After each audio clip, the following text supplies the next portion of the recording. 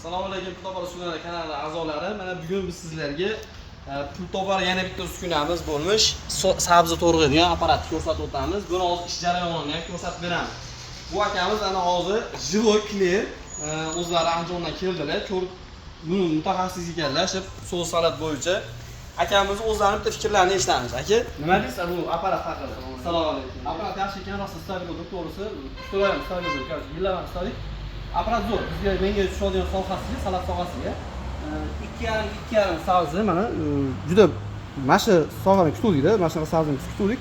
Hech topolmay yurdik. Oldin mas apparatni xudo xolasa yaxshi niyat qilib ishlatib biznesimizga. Albatta bunaqa apparatlardan kimga kerak bo'lsa zakaz beraverasizlar. Bu sabzi chiqaradiganimiz hozir 2,5 bo'lsa, razmerlari 1 dan boshlab 5 mm gacha bo'lgan razmerlari zakaz bo'yicha olib kelib beraveramiz. Pastda nomerlar qoldiramiz, bemalol aloqaga chiqaverasizlar. Qanaqa savollar bo'lsa. Endi biz buni o'zimiz живой ishlashini ko'rib chiqamiz. Mana ko'rib turibsizlar, sabzilar katta-katta, sabzi tanlamaydan shapalaqda keladigan.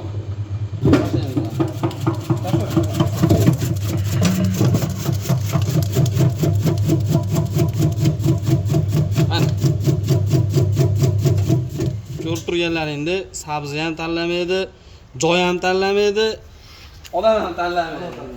Kimga shunaqa stanovlar kelsa, bemalol aloqaga chiqaverasiz.